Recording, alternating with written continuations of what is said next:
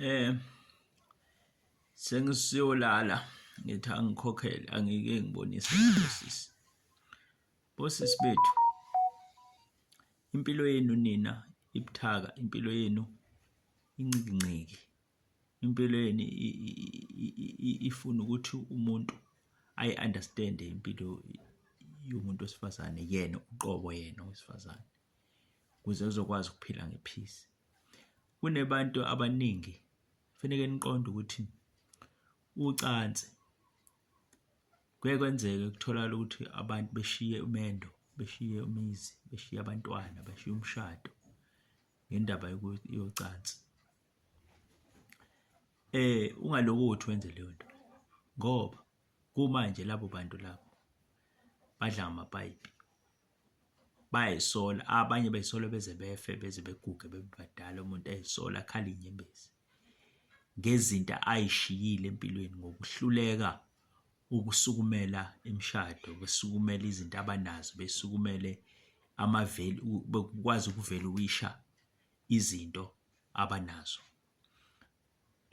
Kukho konke engingakusho ukuthi uma indoda yakho ehleli nawe uyibona ukuthi ayikho good in bed noma ucansini, kodwa zama ukuhlala phansi ubhale, uthathe ipeni nephepha, ubhale zonke izinto ezinhle le ndoda yakho ezenzile, bese ubhala zonke ezimbi le ndoda yakho ezenzile, bese uyibala ubuke ukuthi ikuphi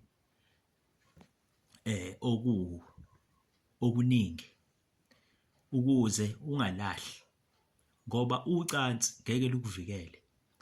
Ucansi into yakho, ayihlanganisi ingane zakho, ayihlanganisi imshado wakho, into yakho nje ezojabulisa wena ekugcineni. Futhi ufune wazi uNkulunkulu uyabona nezidalo ongeke uyirobhe, futhi ufuneke wazi ukuthi ucansi angeke likuvikele ndawo, angeke likuprotect ndawo, alukwakhi ucansi and futhi alikondli, and ucansi alinamshado. Ucansi nje funeka wazi ukuthi mawusuzokwangena emshadweni we have to ukuthi uqonde manje ufocus kuwona and then uzama ukufikisa wona. Uma indoda yakho uyibona ukuthi nezinye izinto mhlawumbe iyakwazi uthola indlela ezithile lokuthi ukwazi ukuthi ni-communicate embedeni, and then funeke nazi ukuthi impilo ayicontrolwa ucansi.